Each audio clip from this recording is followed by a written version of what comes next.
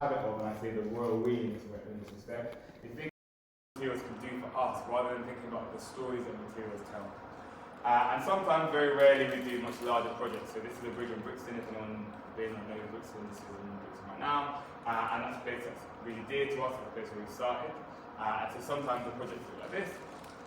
Sometimes we work in the digital sphere as well. And actually the research that goes into projects is really rarely coordinated and like promulgated. So we very rarely put that research out. But actually we like to try and play with that in interesting ways and find ways to communicate those things in ways that you might not understand and you might not foresee. So the work takes lots and lots of different forms. It has lots of different aesthetics. But it's always about this idea of design and the process. For us, design is not the output of objects and the creation of objects, but rather it's this process by which we can work collectively towards imagining radical different futures. That is the potential of design for this. So our journey started in Brixton in 2016, so we're on our 9th year, we're coming up to 10 years old as an organisation. Hand up if anyone's been to Brixton. Hand up if anyone's from Brixton. I'm not going to play the way you can tell me the question. And so Brixton is a really important place for us, it's where we started, but it's also where a lot of our organisations and the organisations around us were formed. So in 2016 in Brixton, we were coming off the back of a really important activist campaign, the Save the Archers campaign, which happened as a result of an asset management company called BlackRock buying a lot of the arches under the train rails in Brixton, kicking a lot of businesses out. This catalysed a really energetic moment in Brixton at the time, but also coincided with a moment of looking back at Brixton's radical black history. So 1981, the 1981 uprising, a really important moment in Britain's social history, was this moment where, particularly in Brixton, but also in places like Handsworth in Birmingham, Toxteth in Liverpool, Chapeltown in Leeds, these radical black organisations and social infrastructure were formed, and we grew off the back of that. We're directly correlated to those social movements. Movements like the Brixton Black Women's Group, movements like OAD, the Organisation for Women of African and Asian Descent, movements like the One-to-One Railton Road, those are all our predecessors. We stand on the shoulders of those giants. And so this was a really important moment for us to start to work in our own area, an area that was really quickly changing, and one that we were working alongside a number of different really amazing groups, not just in architecture. In fact, most weren't in architecture. Most were working as poets, most were working as activists, most were working as carpenters, as zine makers. And so we were in this necessarily interdisciplinary mode of collaboration and co-conspiracy. We were working to conspire against the forces that were changing our neighbourhood. And that kind of birthed the projects that we started to work on at that time. This was a project called Rebel Space. It was a temporary pavilion that we built in St Matthew's Church Garden in the middle of Brixton. And we built it for 7 days and 7 nights using only materials that we could gather from a 1 mile radius of the site. So we set ourselves a journey of 1 mile, because that's the only place we could go to get these materials, and we managed to scrabble these materials together to buckle down into this space that we convened. But within that space, the design element of it was as important in respect to the program as it was to the form. And by that I mean we were thinking about how we could program this space to be alive every day and every night of those 7 days. So we had 7 days and 7 nights of different film screenings, film events, parties, talks, screenings, etc., parties, etc. And this was again this way of like platforming. How do we use our practice as a way to platform others? How do we use our practice as a way to celebrate the work of others around us? For the first few years of our lives, we never worked anywhere else but Brixton.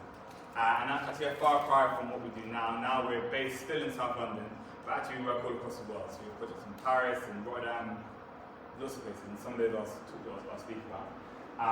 But for the first couple of years, if you had asked us, like, what does Resolve look like outside of Brixton, I wouldn't have been able to give you an answer.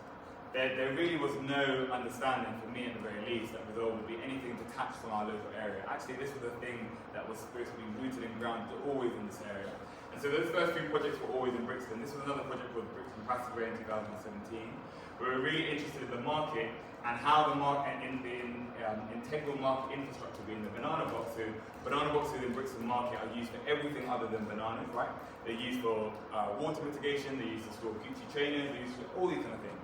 And actually we understood that flexibility and tried to reinterpret that within an abandoned unit within the market, where we created Passageway, which was a temporary space which housed different creative organisations that platformed the work of different really amazing arts organisations and activist organisations with Brixton.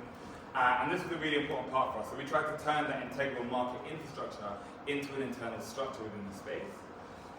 We platformed the work of really amazing groups, and we often talk about this as an ecology. So the practices, the groups that we work around are part of an ecology. For us, that's a really important term because it means that we flow like seamlessly with a lot of these groups. And that's always been the case, but it's only been in the last couple of years that we began to really put formal words to that. Some of the pictures and the groups that we kind of were working here are some of my favourite pictures. And that's not just because these people have gone on now to do amazing things some 10 years on, but actually also because it really is testament to the work that was done at that time. This is a place of celebration. And actually, at the moment, we occupy lots of different formal spaces. So some of us are trustees at various organisations. For example, I'm a trustee at the Mosaic Room, which is a Palestinian-owned art gallery in London. We're also like honorary fellows at the Royal British Institute of Architecture. Lots of formal things. I teach at the Architecture Association. I do a lot of formal things. And when I used to show these slides, this project, I used to get a little bit nervous, particularly in them formal environments, because I used to think to myself, actually, all the formal people in front of me, all the architects with their turtlenecks and the round glasses, they're not going to take me seriously. They're going to think that we're the party guys, they're not going to think that we're the architecture guys. But actually, this picture is a testament to a time that no longer exists. Actually, if you were to pass where we were in Brixton Market right now, we were to go on a train down to London and get that to Brixton right now, there'd be no sign that any of this has ever existed. Actually, we live in a city in London where black joy is being consistently and constantly repackaged as a luxury. And actually, a lot of these memories are being confined to archives, are being confined to intangible archives. And so actually, these projects are becoming increasingly important as we go on. This is the work of an artist called Shola Olulade, who we exhibited at the space. Shola is a really amazing artist now. She actually had a huge piece at the side of the Hayward Gallery a few months ago in South Bank. And it wasn't because of this that she became big, but actually, this is more about a testament to that idea of platforming. Like, how do we platform, but also how can we do that through materiality? What does materiality do as a means of interrupting the status quo of a space and bringing others in, opening others into that door? The first time that we didn't work in Brixton, we worked in Sheffield. And Sheffield has since become like a sister city to us. So Sheffield has become a really important part of our practice. When we were working in Sheffield, I had never been to Sheffield before, so I had no understanding of what it was like, couldn't have told you where it was on a map. We really had a lot of work to do. And we drew on the work of Kevin Lynch, who was an urban planner in the 60s and 70s in LA. And Kevin Lynch's work on the image of the city was looking at this idea that people are inhabiting the same space but live in these kind of totally different worlds. His was through a planning context, so his was looking at this idea of that through a planning context. We sought to take the essence of that work, to take it out of a planning context and into a more performative context. And so working with a number of different community groups across Sheffield, particularly in the Park Hill area, which is a really famous area, Sheffield. We worked with a number of these groups and schools and came up with this method that we call emotional mapping. And this has since become a way in which we try and understand places and get familiar with places through their contestation, through their subjectivity, through the paradoxes of a place. And so emotional mapping became a really important part, a method of investigation for us, but also a tool by which we could understand the messiness of place. And so using this, we then we worked on an exhibition by which we took materials from a different, so we used the site as a resource, but in this respect, we took materials from different art practices and galleries across Sheffield. So all of these were beg, borrowed and stolen materials, and we investigated this idea of thinking about emotional responses to the city. How can we use material, how can we use built forms to start to evince or to read people's art and emotional responses to the city? That took place in lots of different ways within this space underneath Park Hill Estate. And that became part of this exhibition, but also launched us into a way of practicing which was translocal. So the way that we practiced was both rooted in our own locality, where we were in South London, but also in the locality of others. We were thinking about local to local connections, and actually what does practice, what does material, what does architecture, what does spatial intervention do for that type of work? And Sheffield became our city. And so now we work a lot in Sheffield. In fact, some of our members are also based in Sheffield. And from a place that I'd never been to a place which we now call a second home, actually, that way of practicing really, interestingly, brings a kind of intimacy to different areas. So that's our story, and now I'm going to go on to three different projects in slightly more detail. One of them is an earlier project, so this was the Brixton Bridge, and I told you a little bit about the Brixton context. But actually, in this bridge, I want to speak about how we were thinking about materiality as a means of celebrating the space. But at the same time, I also want to talk about how sometimes that way of celebrating spaces doesn't react or doesn't combine with the fluidity of the lived experience of that space. So like I said, Brixton was experiencing the thing. Brixton is also one of the epicenters of Afro-Caribbean identity. So if you haven't been to Brixton, I'm sure you know about Brixton. Brixton is one of these places which exceeds itself in terms of that image. We were really interested in this commission. We were commissioned by the local authority, but also the Brixton Improvement District, to design this bridge. So to make a design for the front of the bridge, we tried to take inspiration from the string vest, so string vest being a really essential part of that kind of everyday wear within the Caribbean, but also now of course within Caribbean diaspora here. We were also thinking about where the cross lies within the built environment in Brixton as well. So there are some very famous crosses in Brixton at the moment. So the Atlantic Road Bakery, which is a really famous bakery in Brixton, that has a lot of different crosses as well. So we also tried to take the vexillology, so the design for Caribbean flags, thinking about where those crosses combine, and that turned into the way in which we tried to design for the space. So this was a really important moment for us. This was a moment where a lot of the work that we were doing was becoming hyper-visible. So actually, around 2018 when this happened, this is when it became hyper-visible around that time. But like I said, Brixton is undergoing a type of fairly violent form of gentrification where a lot of those existing residents, ourselves included, are being pushed out. And actually for us, reflecting on this space and this piece, for me, at the very least, a lot of my worry is that actually this becomes a kind of shrine to something which is no longer there. What's the point in using these things to celebrate the tangible histories of a culture if that culture is no longer there, if that culture has been displaced? And that's an open question, that's something that I'm still working through. The next project is a project in a place called Braunschweig in Germany. And so we were working in this project on a group exhibition around the legacy of a Ghanaian German philosopher called Anton Wilhelm Amo, who lived in Germany in the 17th century, so a really long time ago. Actually, his life was reflective of a number of different African diaspora who were living in the royal courts of Central Europe at that time, and that were working and teaching in universities, that held high positions within courts, etc. And so we were really interested in exploring that idea of the African diaspora within Europe, within 17th and 18th century Europe, but through this idea of materials. So we were invited to create this space. I'll go back to the last slide. We were invited to create a space, but instead of thinking about how we could just use a plan in order to understand what it is that we're thinking, how can we arrive from a thought down to an idea, down to a form, instead we chose to work with a number of different schools in the local area, prototyping different ways of processing local materials, so materials that we found from all across the city.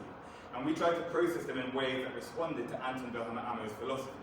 And so taking these material processes and working on a series of these workshops with the young people, we then created a live test space out of those material processes, each of which responded to the intricacies of Anton Wilhelm Amo's philosophies, each of which was able to be attributed to.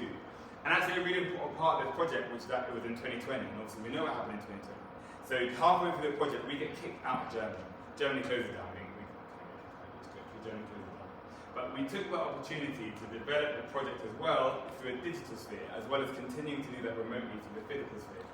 And we developed a digital database which looked at the lives of African Europeans between the 16th and early 19th century. And actually it was a really interesting time to do this because there was a lot of work going on in the decolonial movement in Germany, especially in places like Berlin, and we were able to tap into those movements synchronously, right at the same time, through the use of this kind of digital database.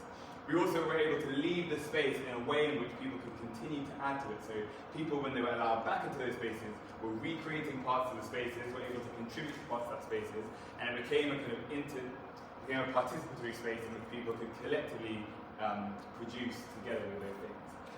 We used to do a lot of work in Germany, and actually we don't do a lot of work in Germany, and if anyone's interested, I can tell you why later. But this was a project in Hamburg where we were invited by a museum to design an exhibition around water. And so they invited us to design this exhibition, and we were really interested in doing it. It sounded like a really interesting piece of work.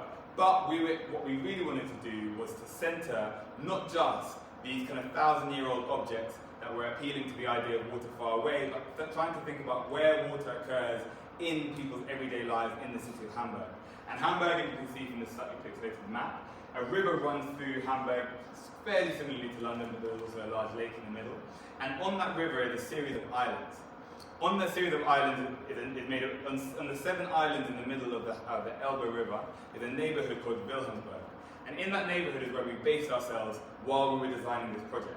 So we based ourselves in this neighborhood, and what we found was the neighborhood was much more like my neighborhood where I'm from in Streatham than it was like the rest of Hamburg.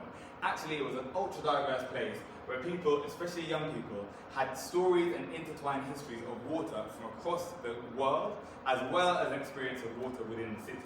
So we tried to use this as a way of thinking about the exhibition, but also about platforming the work of those young people within the city. So one of the subplots, the kind of side missions of this exhibition, was that we tried to make a way of including those voices within the exhibition. One of the ways that we did that was through a method that we call clay messages. And on the sides of the river, as you can with most rivers, there was lots and lots of clay. We dug tons of clay from the side of the river, you can see over there, and we went to local schools in this neighborhood in Wilhelmsburg and used this as a way of understanding their connections to water. And now, people would tell us, a lot of the things that people will obviously tell you, especially when you're working with working class kids from diverse backgrounds, that they actually didn't have a good understanding of their neighborhood. A lot of teachers and a lot of older people on the island would say, those young, don't bother working with those young people, they don't even know that they live on islands, they don't even know that they live on the rivers. And that was obviously bullshit, because as soon as we started to work through this more tangible way, actually we were able to read those histories and those stories in really beautiful ways. Actually, those young people were really at one with not only the river around the sea and the water around them, but also the waters from their past, the waters from their kind of global histories as well. And we were able to tell those stories through those works. Now, the main part of this exhibition, not the side mission, was thinking about how we can reuse the materials that exist in the exhibition already. And so we set ourselves in the museums with a client goal. We said to ourselves, we said to the museum, we're only going to use the material. That's what I'm saying, dark and darkness. It's like a pitch black scene. We said to the museum, we're only going to use the material that's in the exhibition room before. So anything that was already in the last exhibition, that's the only stuff that we're going to use. And as a clue, no one ever does this, right? So when you go to the British Museum or V&A or wherever you go, when the old exhibitions are done, they throw those old exhibitions in the bin. They throw them in the skip. So we said to them, don't throw that in the skip, we're going to use them. That proved to be an interesting, albeit difficult journey. This was the exhibition before. I also hate this colour of purple, so that was quite difficult. But we tried to think about what we could do to these existing furnitures in ways that would bring them to life in new ways. So we worked increasingly again with different groups across the city, particularly in Wilhelmsburg. These were groups from alternative educational groups, especially for young people that had dropped out of formal education, whereby which we were thinking about the aesthetic and how we could create a new aesthetic through the redaction of the old material. How could we create a different aesthetic purely through redacting the old colour?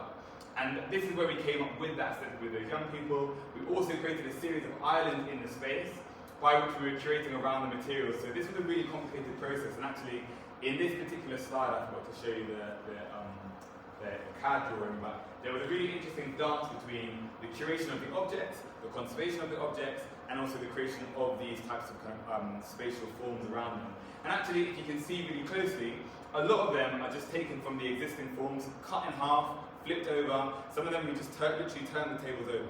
Really, really simple stuff. But these are ways of creating these new spaces within the confines of the old space.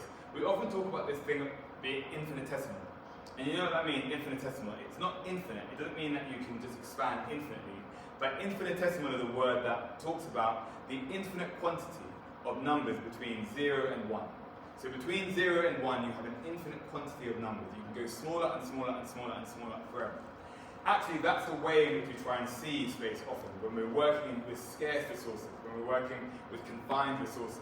Actually, how can we make small moves into large ones? How can we amplify the work that's already being done and existing work in that way as well? And we also were able to fire up those clay sculptures and then put those in the different vitrines of the objects. And so we had these really interesting and funny moments where these things that had been made a few months ago were sitting within the same vitrines of things that were made thousands of years ago. This is another project. I don't know if I'm going to go into this whole project. In fact, no, I'm going to skip. No, I've got better slides. Okay, this is another project. This is a project that we worked in Woolwich. Has anyone been to Woolwich? Anyone from Woolwich? From Woolwich? No. Plumstead? No. Charlton?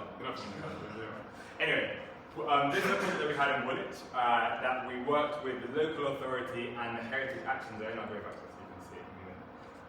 called Reclaiming the River. And this was a really interesting project because what we got commissioned to do, this is in 2021, was to build a series of sculptures in the town centre in reaction to Woolwich's heritage. Instead, what we told the clients, what we told the local authority was, we want to facilitate other people building these things.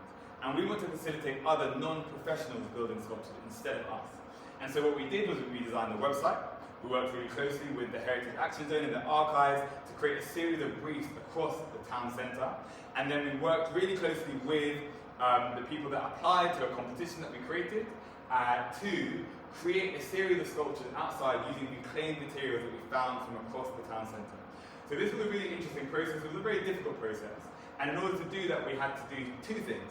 So we talk about ourselves as being an infrastructure. For us, practicing in a spatial way, practicing in an architectural way, albeit at a kind of lowercase a, is actually a way of like, how can we work to celebrate the work of others? How can we work to platform the work of others?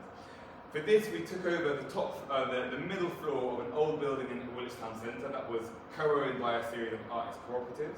And we used that space as a way to develop some of the work of the people who had applied to the project. We worked with them with all the tools and stuff. We have lots of tools and all these kind of things. You can see that we get really messy in order to create those sculptures. So that was one thing. We provided the physical work. The second thing, though, was administrative. And this stuff is really boring, I'm going to admit. Like, it's super, super boring. But actually, when we think about what are the barriers to physical creation, what are the barriers to anyone just creating something in their town centre? What are the barriers to someone just manifesting something physically in their own space? Those barriers are administrative. Those barriers are insurance barriers, right? But we as an organisation have public liability insurance. We as an organisation do risk assessments and method statements. So we have the capacity to fill those things in. So we try to offset that and use our capacity in order to facilitate the work of those people in those spaces. And that became a really important part of the task. Actually, the task wasn't just a material one, but instead it was really about how can we facilitate that. And so some of the works that got put in were really interesting. And actually, just before I go into the works in particular, something about the space was also equally interesting. The slide I showed before, we designed. It's got really dark in here, but it's really dark. Pitch black. Should I turn on the light? Yes. Yeah, you are going to fall asleep. This is fine. This is better, isn't it? This is everyone's going to be eyes closed. In the town centre, there are lots of different alleys in Woolwich Town Centre. Woolwich Town Centre is a really interesting morphology, where it's completely split from the River Thames, even though it's on the banks of the River Thames. But leading down to the river are these series of Victorian alleys, really dingy and dark alleys. The local authority is afraid of these alleys. They don't want people in the alleys. And actually, those alleys have become central points around like descriptions of crime and etc. When we set out the sites for this project, the alleys were in parts of the sites, but also some of the sites weren't just alleys. 99% of the applicants picked the alleyways. And when they picked the alleyways to do their interventions, the local authority turned to us quietly and they said, make sure that no one gets the alleys. We fought really hard to make sure that people did get those alleys, because actually what that showed to us is that these spaces, which are often at the margins of formal architectural thought, these spaces, which are often at the margins of where we think about the built environment and the regeneration of our built environment, were actually central to the collective psychology of people in Woolwich. Everyone was always thinking about these alleys, whether it was around questions of gendered violence, whether it was around questions of access. These are things that people were consistently thinking about, and so we tried to really fight in order to do that, and actually most of the projects then were in alleys. This was two really beautiful works, one by a 14-year-old school child who applied called Jessie Oshogwe from a local school, and another from a builder turned graffiti artist called Danielle Thompson. And they created these huge murals which went in one of the alleyways. This was a work by Sarah Garrett, who used cyanotype printing to illuminate the illuminated cyanotype printing to illuminate the portraits of women from across Woolwich Town Centre in one of the alleys. These were two school teachers who had applied, and they turned a pre-existing series of tires that everyone in the local area is called Tire Mounted, very ingeniously, into a signifier for where the river is. And actually, this is a really old rock-up building, but right behind the building is the Thames. It kind of cuts, it's a severance for the Thames, and what you would say in urban design speak. And actually, they wanted to indicate how close the Thames was to those spaces. And just like in Sheffield, Woolwich became a really important place to us, and actually we gained a really interesting proximity to places like Woolwich as well. I'm looking at the time, I want to leave enough time to talk. So I want to go through one more thing, I'm going to go through this quickly. This was another project that we did in Brighton. And for this project at the Brighton CCA, we were invited to work on an exhibition. And we said, yeah, we'll do the exhibition, but we were actually really interested in not just exhibitions, but actually what is the link between Brighton, this place of leisure, where the leisure houses are, where the Principal Pavilion is, etc. But also a space of blackness, right? And the South Coast as actually being a black space as well. But also an industrial space. These three almost kind of completely disparate elements, we sought to work towards a connection through this exhibition, through these forms. And so we did this in a quite methodical way. One of which was by using materials that we reclaimed from the surrounding industrial areas. So Brighton is this leisure area, but it's facilitated by wide industrial areas that dot across Brighton, like Port Said, for example. And we were using those materials. We were also working really closely with the archive, and so the Design Council's archives are located in Brighton University, and so we were working really closely with those archives. And then the third part was working with black organisations across Brighton and the South Coast. And so, just like in the very first project, we were trying to use materials, but also the programme of this work as a way to facilitate the work of other people. And so we split that programme into three parts. One by which we were working with a sound system in Brighton, so a reggae sound system, guys that build the big speakers and they do all the stuff, sound clashes, a really amazing sound system on the South Coast called Tafari Roots Love. A second group called Afori Books, who are actually the largest black-owned bookstore in the country. And then a third, who was a curator called Pasha Anderson, who worked really, really closely with lots of different, and a kind of wide array of marginalised groups across the South Coast. And so we processed these materials, we worked in a way to try and sculpt these materials and create a space that could then be appropriated by the groups. That space changed over time, and actually as the different groups took over those spaces, as different work went into those spaces, they became part of they became part of those things. Programming was really important to us, and like I said before, we like to throw a lot of parties. Parties are really important for us because they disrupt those spaces, but they're also points to have fun, points to let your hair down. And that became a really beautiful part of that space as well. The importance of materials here was an open question. We were interested in what do the materials of work do for spaces of leisure. We were interested in what types of questions, by putting these found materials in those spaces, can we start to ask of inequitable relationships between community groups in these spaces, of the inequitable relationship between institutions, between cultural institutions and the surrounding community groups, and how do those things work together in that way. And that was a really interesting part of that project as well. I'm going to stop here actually. How does that? It depends if you guys have a question. Maybe you don't have questions, I can just keep going. But if you do have a question, like I said, any question. It doesn't have to be smart. You don't even have to just think about it and answer it. It's a rare opportunity. Yeah. And what's your name? Sam. Sam, nice to meet you. Yeah, before you were mentioning about cultural heritage, I just wanted to ask, in my year we're doing a project based off of intangible cultural heritage. Nice. And I just wanted to get your thoughts on how you would think of that aspect of it and designing for that. Yeah. Yeah, it's really interesting because I think the intangible, when UNESCO first announced the intangible cultural heritage as being part of something that they chose to then make sacrosanct, that was a really important way of acknowledging that actually many cultures across the world aren't just about material production. And actually many of our cultures, immaterial legacies are as important, if not more important, than the material ones. And so that's a really interesting side of things. I think that in terms of designing forward, there's often a pitfall. And so when we're designing, we work within and kind of try and negotiate that pitfall often, because actually we're working with things of intangible heritage. Even in the example of Brighton, we're working with sound systems, we're working with roots and reggae, we're working with these types of things which are legacies of Caribbean diaspora in the country, for example. But those intangible, sonic legacies. There's a question of how do you capture intangible heritage? And actually, by designing with material, are you actually letting down the idea of intangible heritage? By making that tangible, by making something, by giving it form, by freezing it, are you betraying the idea? right? And I think there's something really interesting about that because it illuminates the paradox that we're often, the dichotomy that we're often given between permanence and temporariness, right? Something can be there or something cannot be there, and those are the only things, right? You're only an architect if you're building the buildings and the buildings stay, and then you're an architect. If you're doing temporary little pop-up structures, you're not an architect, right?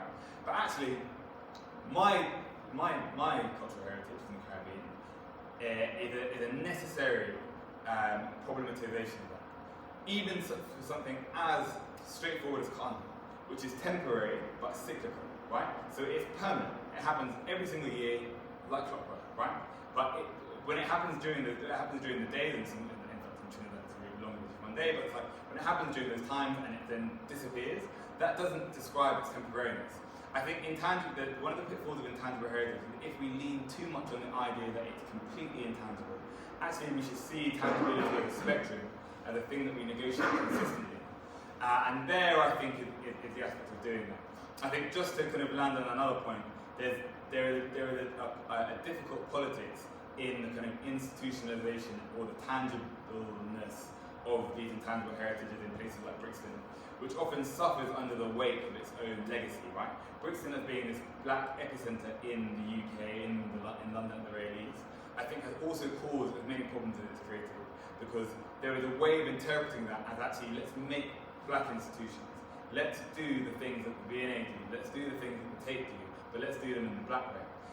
Now, I'm completely happy for people to disagree on this one, but in my experience, actually, the idea of being black in a radical way is to necessarily undo those structures, right? It's not to try and strive to achieve those things, but actually to undo those things. And so there can be a really interesting conversation, but actually, even the introduction of the idea of intangibility, I think, starts to kind of cause those things. Any other questions? Hey. And what's your name? Taz. I wanted to know how you go about handling, because obviously you do have a somewhat unorthodox, not so formal way of handling your projects. How do you handle, if you have ever had opposition when going about creating these projects, and how you handle those? Because we do work with some of those formal types. I was once a turtleneck, listen, I'm Norwegian. We do get a lot of, no, to be honest, we do and we don't get a lot of opposition, to be honest. Like, I think like sometimes, at the moment, I think when we get permission by people know what we're fucking doing, people know what they're getting into. And that's lucky because, we're almost 10 years old now, so we've been doing it for a minute. But we have had some really prickly encounters.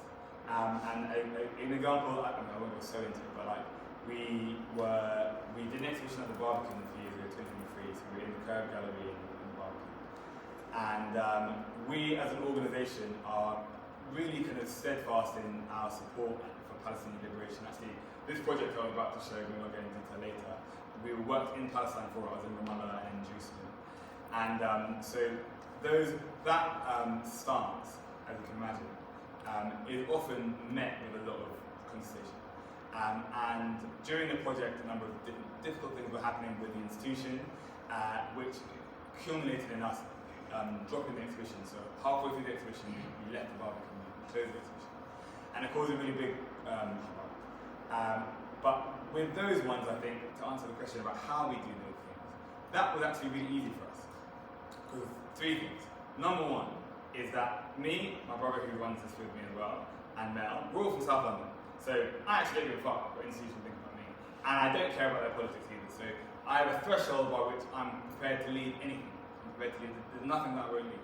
And actually I think that even though that sounded a bit even though that does sound facetious, I think that one of the problems with the politics of any type of discipline, architecture, art, etc., is that you get drawn into the bullshit. Actually, and these institutions, they thrive off your criticism. They thrive off your decolonial attempts. They thrive off your attempts to deconstruct those things. Actually, like there's always a point at which all we can do is refuse. And I think to remember that and to consistently remind ourselves of that, that when we're in these David and Goliath moments, actually we have refusal in our toolkit, I think is really important. The second one is that we exist in this ecology of different practitioners. So we're not alone. And that was really brilliant. So for example, in that example, we released a huge statement, we did all this stuff. We didn't want this statement to go in like The Guardian and Dazine and blah, blah, blah, blah. Like, that wasn't important to us. We wanted to rely on our co-deeds, on the people that were around us already. We work with a lot of radical publishers, we work with a lot of groups that are doing things. Group like the Funambulist. The Funambulist is an amazing architecture and spatial politics magazine, by the way, sure they can get it. And so we published a statement through them, and also through Skin Deep. That's another magazine that we work really closely with. So we had our people around us to also shelter us from their things. And then I think the third thing is that it's really straightforward. Is that actually we operate in a way as Resolve, whereby which if we lose one project financially, we're alright. Right? If we lose one project financially, it's not the worst thing in the world. So we can say no to any exhibition. And that will be okay. Saying no to 2 exhibitions, risky. Saying no to 3 exhibitions, we're going to be in some financial trouble, we're going to have to take a loan out somewhere. But all of those things together, I think, work in that type of way. Any other questions? I won't be so long in my answers. Yeah. You showed that these various different projects, vision, mediums, and bridge to exhibitions. How do you find transitioning between so a variety of different mediums? Materialities, how do you find, is there something that you take in each one and actually create like a base? Yeah, that's a really good question. I've never even really thought about that. How do you transition between things? God.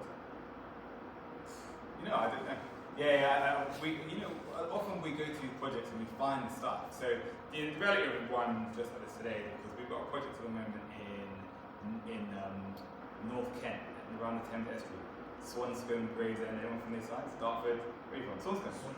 In Swansea, no way. Aha, okay. I was down there just now, I was driving the van down there.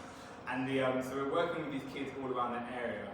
And we're designing this space which is going to be in the new Garden City.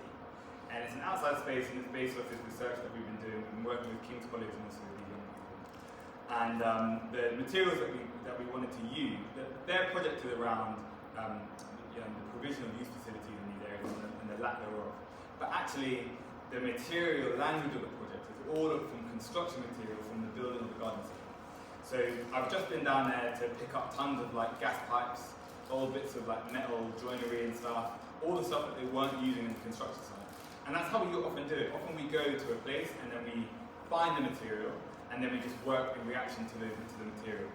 So there's a bit of a kind of cowboyshness to it in some ways, because like actually you're just forced to we're just on to the next one, we've got to think about what's up there.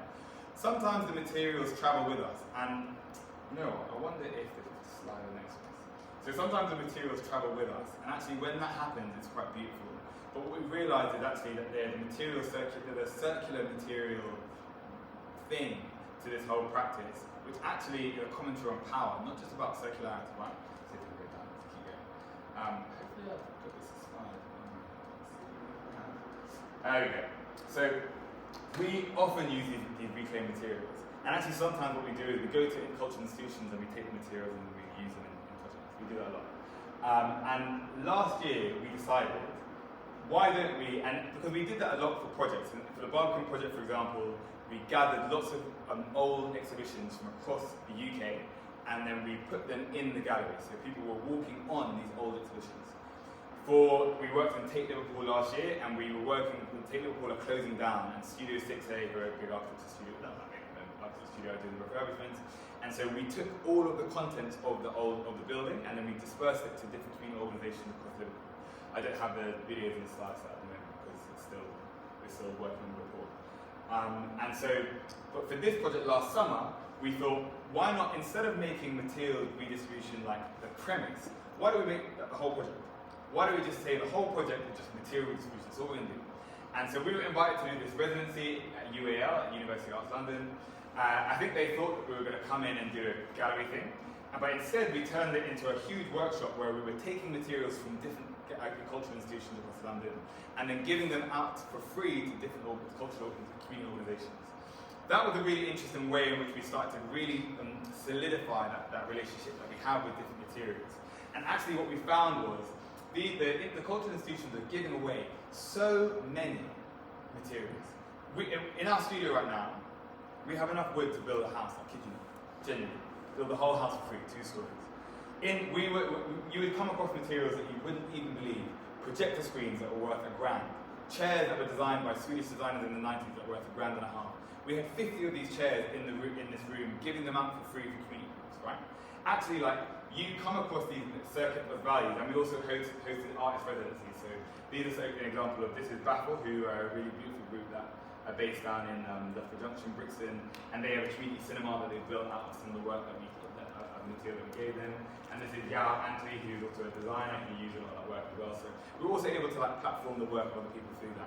But it's a really interesting commentary, because actually, if you're able to tap into these types of material circulations, you really don't have to be paying for materials.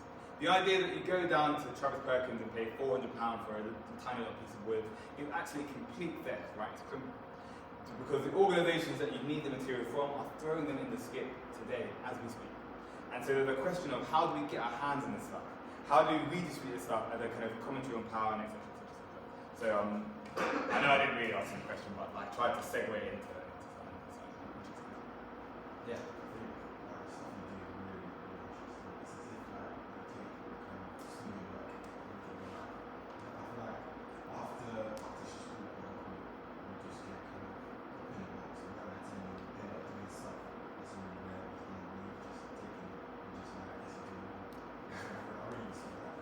You said about materials, it's really interesting as well, because our final studio module based on using is that the one to turn up, so we're using material. I literally found pallets sitting on here. I'm going to take it apart this week.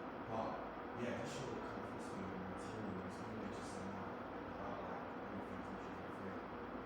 Kind of, it's like everything's there for me. Yeah. So I want to ask, with like regards to like the material kind of things, so how do you what's your thoughts on like just using like in on the larger scale? Because that's what I am designing like it's quite a big thing. So how what's your using material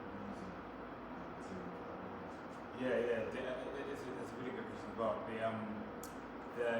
You know, like one of the things about material we use is that, and this is just me. This is just what I think. So again, disclaimer. It's just my personal opinion.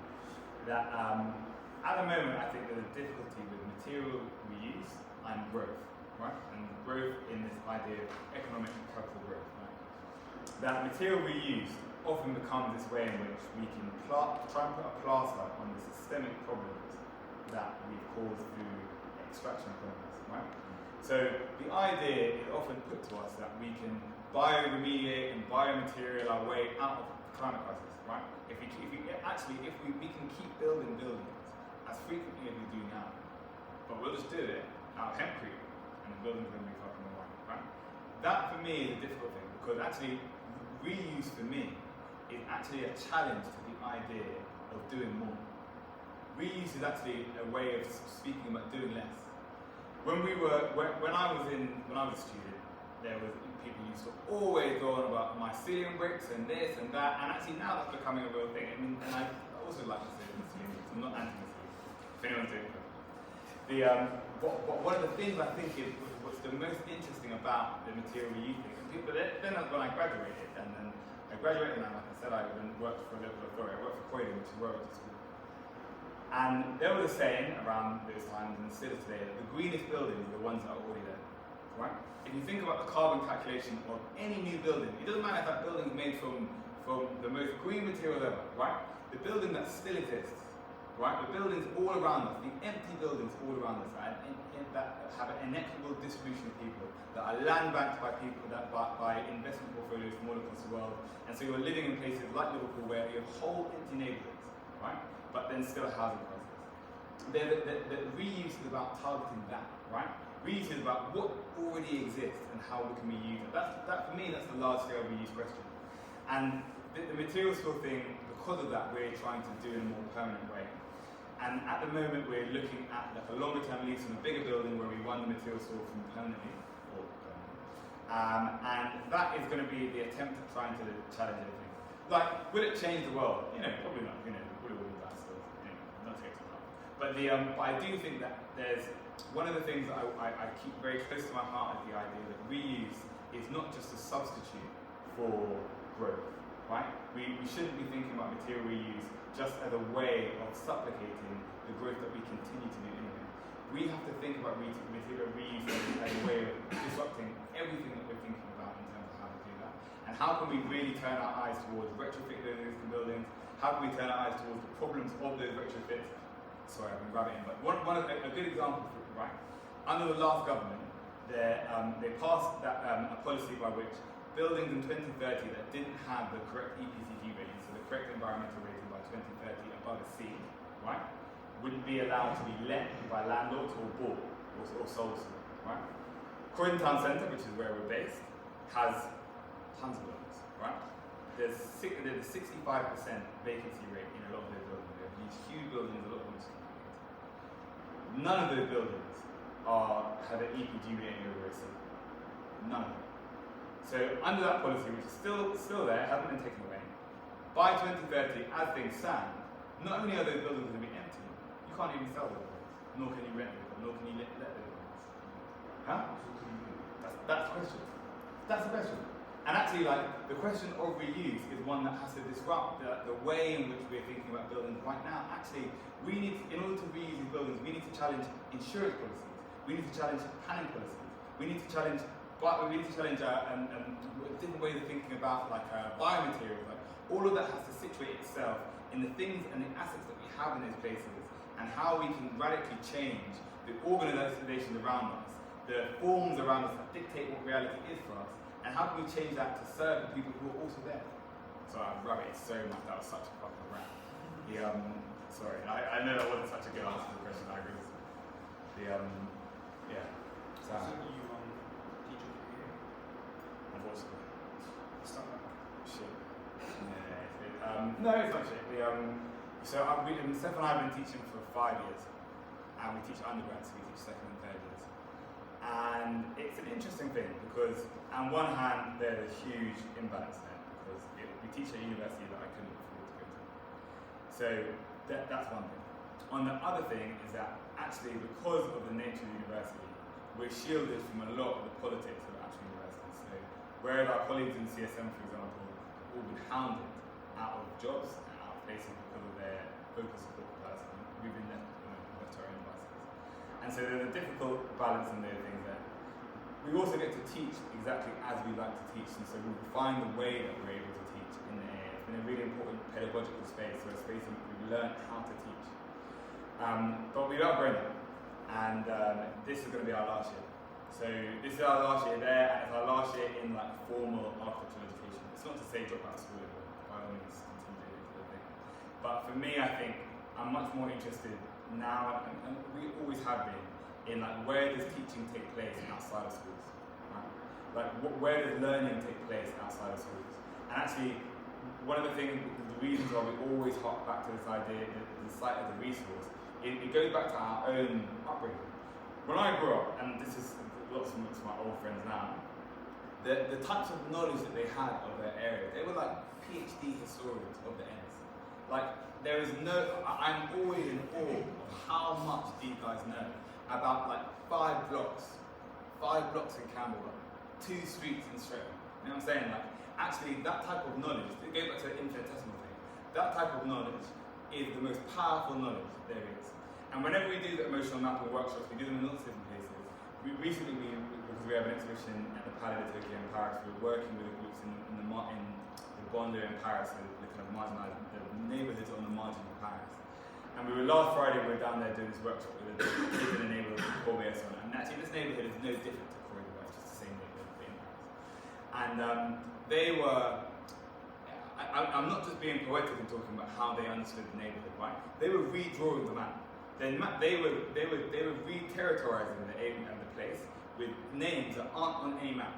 So the names aren't on any maps, the geographies aren't on any maps. Their collective understanding of that area is something which doesn't exist in a tangible way, right? It exists in their head and through communication. They have these names for buildings, they have these names for things, they have names for experiences. They know all the rap groups that come out of there. They know all the attribute different buildings to lyrics, etc., etc. They're working in these so beautiful ways, and for me, it's I don't think school serves the purpose of necessarily embellishing or platforming that knowledge. And that's not to criticise school systems, there are other criticisms of school systems.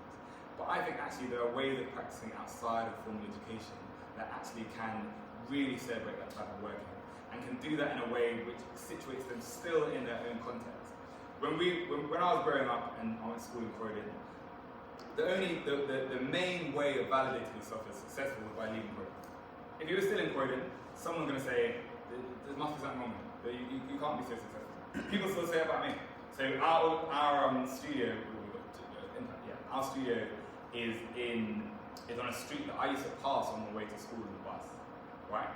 Through the shopping centre we used to hang out in. When my old friends say to me, why are you still in Croydon? What, you look to be anywhere, why are you still in Croydon?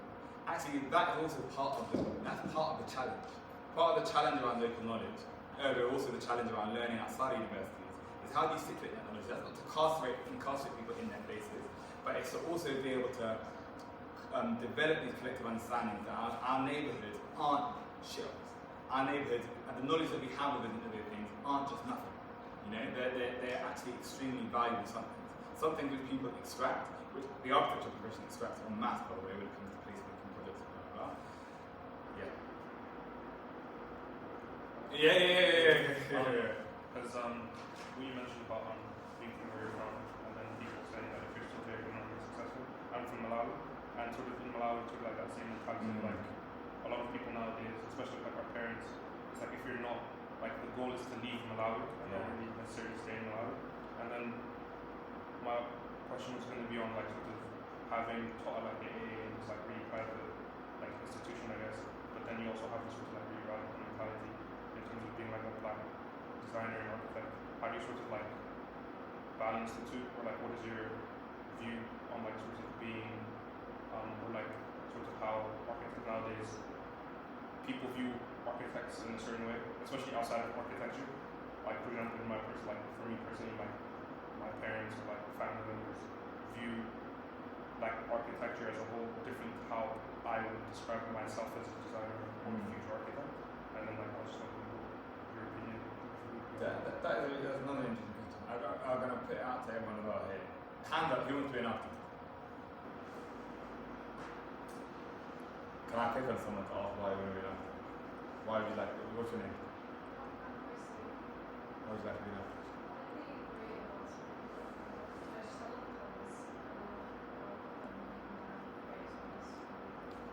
But why an architect? Because you can do that being an artist. Why not?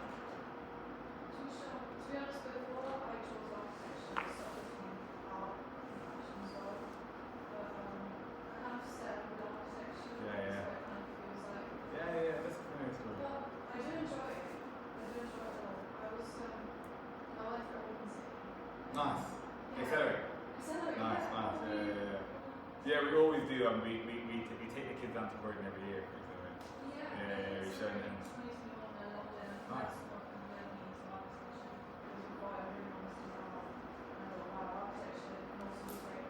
Nice. Okay, nice. Very nice. Here, I'm going to pick up one more person. Who said they want to be an architect? Yeah.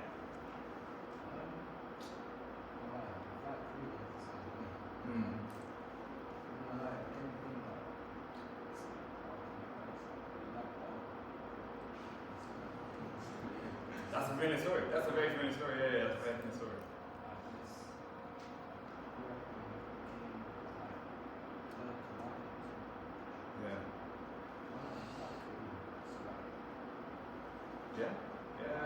That's a very familiar story about the parents and the art.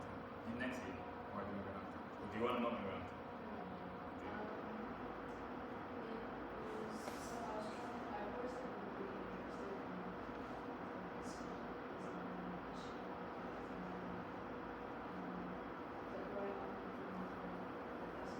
Where am I from? Ah, mad. I was not going to do that.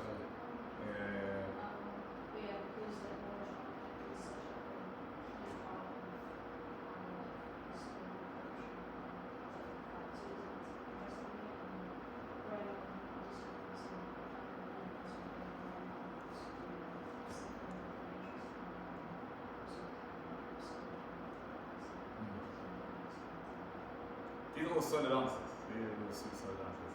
I think the thread that draws between them, which is also part of my response to this, is that for me, architecture is always part of something else, right? Actually, it's very rare. It is impossible because humans have invented the idea of architecture. But I rarely come across someone who says, from the day it came out of the womb, it was only architecture for me.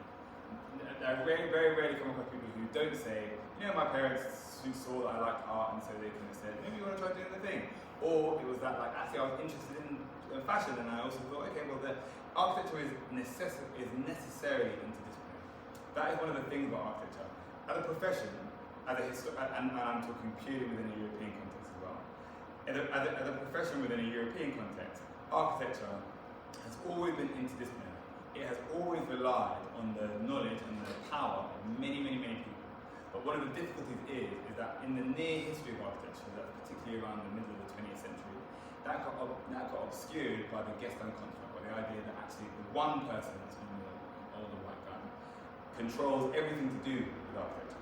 They are the visionary, they are the people that produce the things, they are the people that then have intellectual ownership over things. And that has actually been quite damaging, in my opinion, to the profession of architecture, because actually what that does is it projects those views of architecture, it projects that onto the people who then try and attain success. And the AA, which is guilty of many crimes, is guilty of one of the largest crimes for me, which is the mass production of star architects, the Zaha Hadid, the Richard Rogers, all of these individuals who then name their practices after their individual names. Those people then come out of those things with a consistent projection that actually the interdisciplinarity of architecture is secondary to the person in front of it. My main critique really in thinking about what the role of architecture is as a result of having been there is that. And actually I think that's reflective of people's actual experience of it. Before even becoming architects, our experience of the so-called profession and discipline of architecture is interdisciplinary. It comes because of our love and our tendency towards so many other things, right? And actually we need to retain the beauty of it. And it's important why we continue to challenge that in an interdisciplinary way. And the reality of it, yeah, on the far right.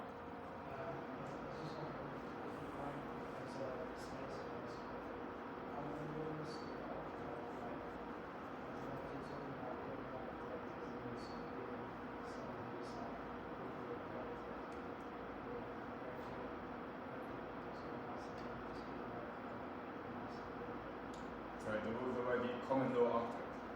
Yeah.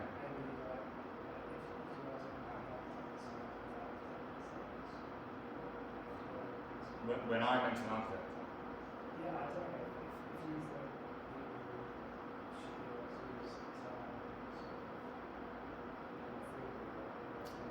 Right, yeah. I don't give a monkey about the term architect, I'll be honest with you. Like, it doesn't really matter to me whether people use it or not. I'm not an architect, I'm not a trained architect, so I'm not a part 3 part 2. It really couldn't care less. I also think that, like, even within the battle to be an architect, there are many people that never got their part 3. Zaha never had a part 3, for example. Like, what's the guy's name? Designed the Garden Bridge, Tommy, what's his name? Really shit guy. Gets no work. Headaway, not architect. Right? So even within these bad examples of architects, capital A architecture, you have people who are not architects. Right? I think that the term, I don't have a relationship with that term. It doesn't matter to me whether people call themselves architects or not. But actually, the practice of architecture for me is important. And actually, for me, the practice of architecture isn't something which is only confined to RBA accreditation. People practice architecture every day. You practice architecture by being in space. Actually, architecture as a term, and you can choose to use that term or choose not to use that term. As most people in the world do not use that term. Most people in the world speak about their everyday lives in words that have nothing to do with the term architecture. But I think we can interestingly pull those things apart and to do that. So I'm much more interested in the practice of architecture rather than the position of an architect.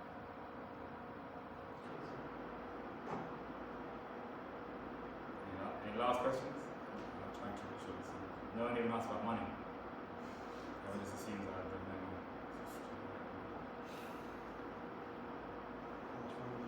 I have to give people that question. You know what I'm saying? Like, why do you want to hide it? You just hand the question to them. Well, I think it's always important. I want to be super straightforward with people. You know, I want to.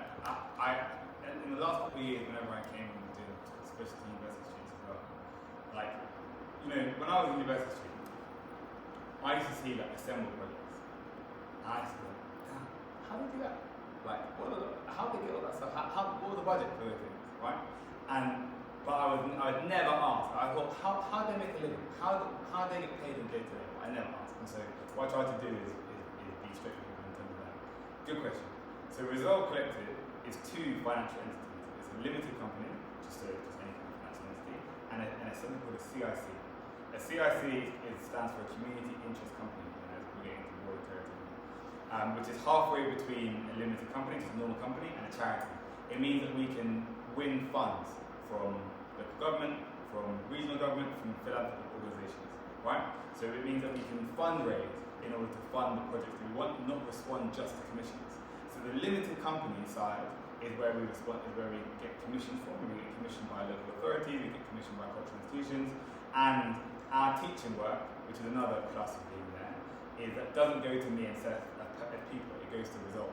So all of our salary goes entirely to the organisation. Then on the other side, we raise funds through things like the Joseph Roundtree Foundation or Hannon Foundation. These aren't going to mean anything to you, but one day those things will mean something to you. And so we fundraise in that way, Arts Council England, etc. Those funds are usually quite big, but they're not very regular. The commission work is regular and not so big. So a large commission project might be about 70k all in, that includes our fees as well as the production budget. A smaller one might be 10k, 12k, 15k, 20k.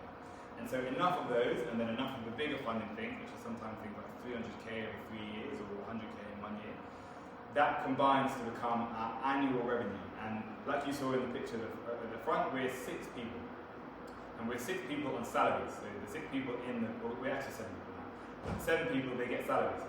I'm 5 days a week, Seth 5 days a week, Melissa's 4 days a week, Nina's 4 days a week, Lauren's 4 days a week, Jean's 4 days a week, Ella's 2 days a week. So that's a lot of days a week. And so each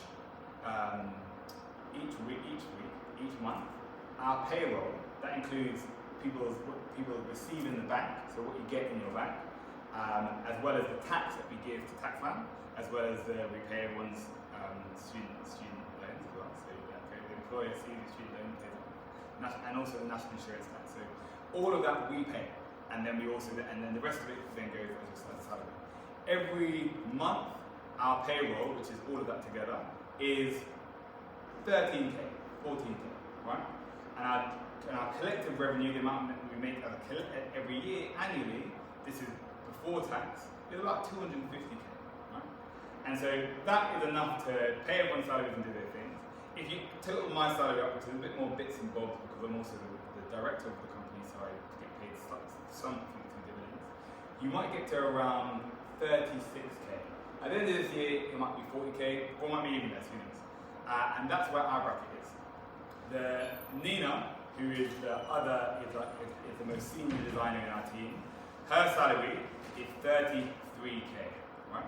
And that 33k for a senior design salary, I'm going to do a humble growth here, is actually, in terms of architecture, top 5 in the country for Part 2 architects. Pretty fucking great. But the less we think about that, the better. You guys said you wanted to be asked, so you're going to stick with that, no? Anyway, so and little of us out of more than Croydon are able to pay that, but the big up to going up. So that's how we work. The regularity of one of those things, of the commissions, is able to sustain that payroll. So it means that we always have money in the bank. But we go through periods of difficulty, right? So actually, sometimes even when things are going really well, even if we have lots of commissions, we're doing lots of publications, doing lots of stuff like that. Sometimes the clients are paying invoices late, and actually 1 month we don't have enough, and so we have to either take out a loan or we might have some reserves at that point from something else, and do a lot of that stuff as well. So that's the kind of life that we're living on a financial day-to-day. Good way to stop that. Maybe round up from that.